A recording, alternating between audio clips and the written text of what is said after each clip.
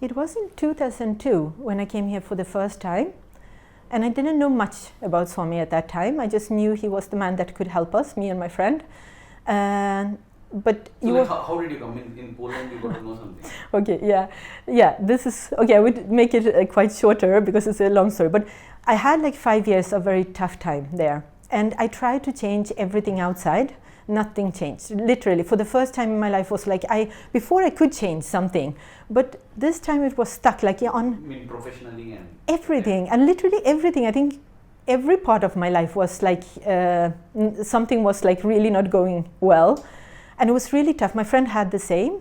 And above this, she had a vertebra pressing the spinal cord. So the doctor told her that she needs an operation, but it's very serious because it's the neck part, so she can die during the operation even. So I was searching for someone who could take out, with the energy at least, who could pull out the vertebra maybe. But I couldn't find anyone who had that strong. But you had the belief and faith in this energy system and all. Yeah, I think since I was a kid, I always felt a lot, like I can feel a lot and sense a lot. So yeah, I had the guidance since I was a small kid. But I never called it, like, I was quite arrogant, I would say. And when I came here, it's such a shame. I'm always thinking that Swami should have kicked me out from the ashram when I came here the first time. But like, but I didn't, see, like my ego was quite high at that time and I wasn't so humble. That was the problem. So even if I had the guidance, I was not soft. When I came to Swami, like it was a situation where I was so fed up. I was quarreling with this friend who I came, and when she went out from the room, I just, for the first time, I think, I really prayed. And I said, God, please help me to change myself. I have tried everything, nothing works. In Poland? Yeah, just please help me to change myself. That's it. That was my old prayer. And like 1.5 weeks later, I got a book about Swami. And I just looked through it, and I said, oh, I know all this. This was my arrogance. Swami, which book? I don't even remember. In Polish? Yeah, in Polish. But when I saw the photo of Swami, I just felt this is the man that can help us. For the first time in my life, it was like I felt his energy is so huge that our problems are like small ants, nothing. So I said, we have to go to India. So I called my friend immediately after this, and I told her, let's do this. We go to India. We have to go to India. And she said, you are crazy, India. Why, And I told her a little bit about my feeling. She felt it a little bit, but she wasn't 100% sure. For her, it was quite a big step because of this thing. She couldn't fly. They told her she can't fly because of the pressure. Because of the pressure, she can die also on the plane.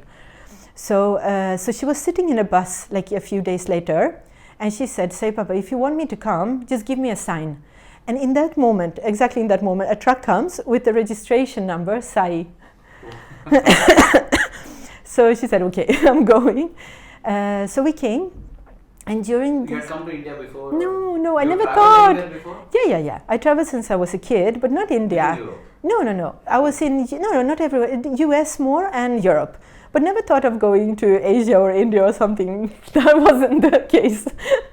But so we came, and that was also having a super moment. When we sat on the plane, in that moment, both of us felt nothing bad can happen, nothing. Like we are so safe in Swami's arms. Even we didn't know him, like it was just his presence came like so strongly. So we flew, we had like 3 flights, nothing happened. We came to Parthi, and during this time, when I experienced Swami here, it was very good that I didn't know anything about him, like that I didn't read anything, I didn't have any mindset, because I could really experience him by myself, like slowly, and like watching him, like feeling the energy, how he does it. And I was just amazed. I was so in shock because I have never seen anyone with such huge unconditional love without ego. That was how I came to know that he's God, not by reading it. When I felt the energy. And you felt all this in 2002? Yeah. Wow, amazing. Okay. No, I have it, I think, since I'm just feeling the energy. So for me, like that he didn't have an ego was a shock. Because, people have it all the time. When I feel people, I feel the ego coming somewhere. But there, you can just like merge into Swami's energy, and there's no hindrance. Like you can just, forever sit in that love, unconditional love, and you can take as much as you want.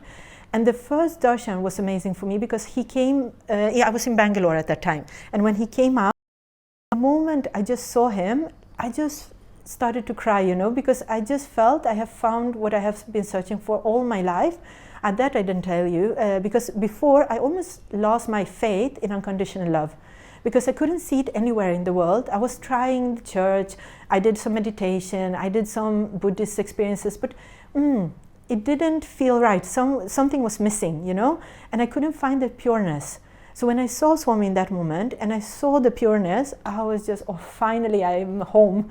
I finally have reached there.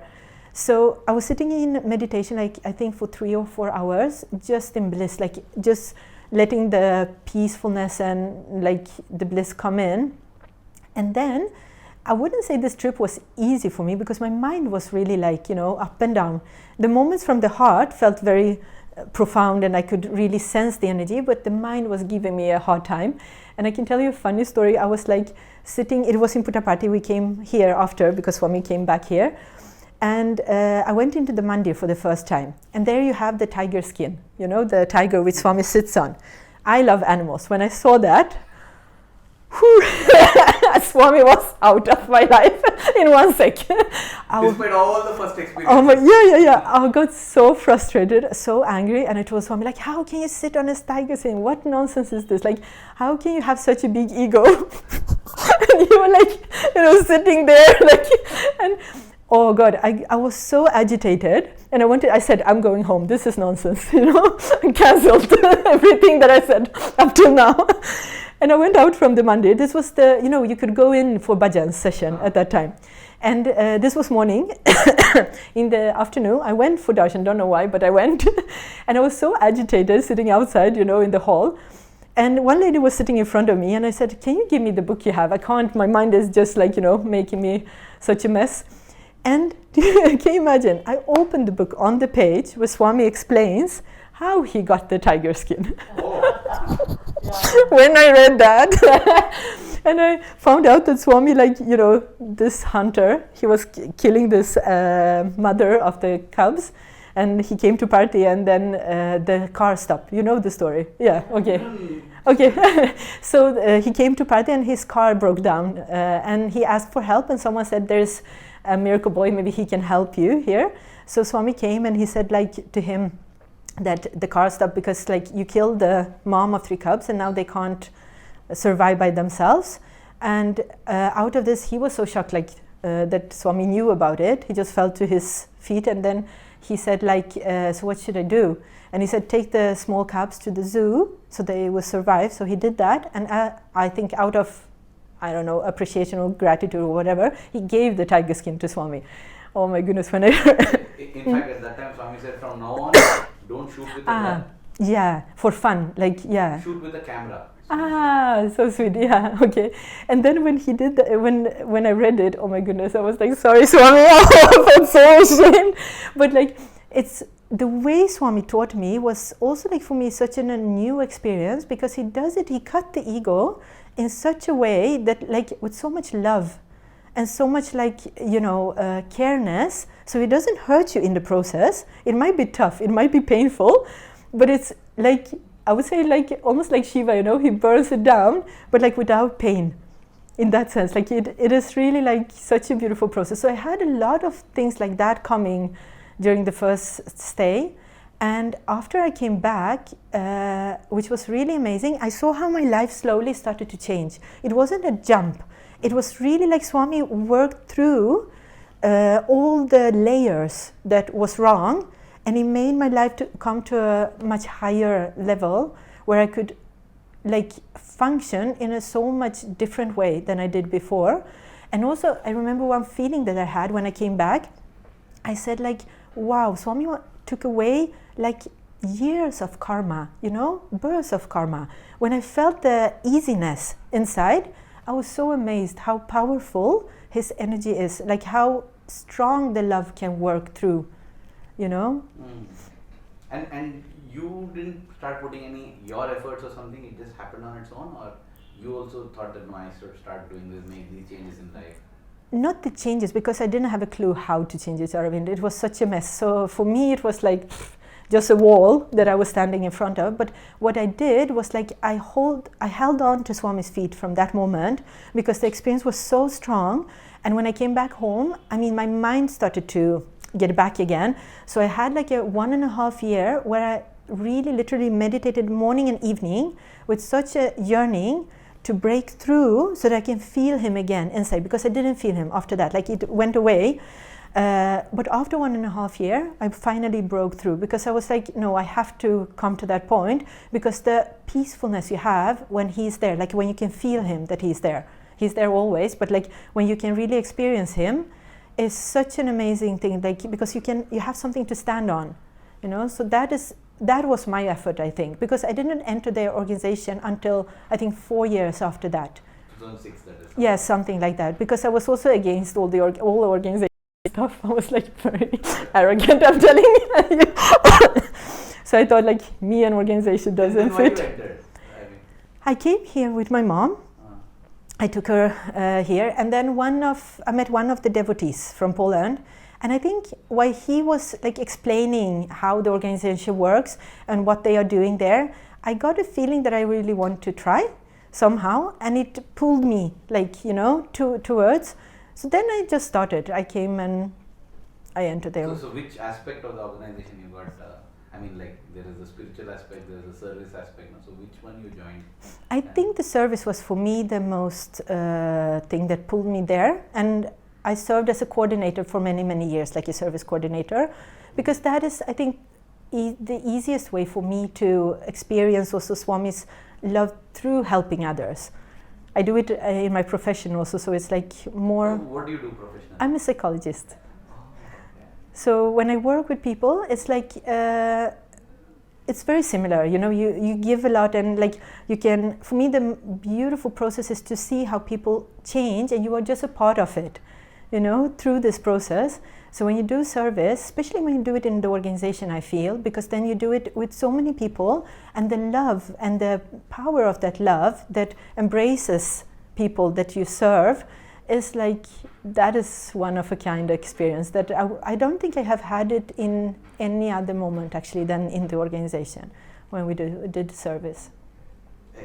Are there any like explainable or tangible experiences when you were doing service, or the feeling is present, any you would like to recollect or share? Yeah, there is a lot actually. Like we did for so many. This I can tell you. This was really beautiful.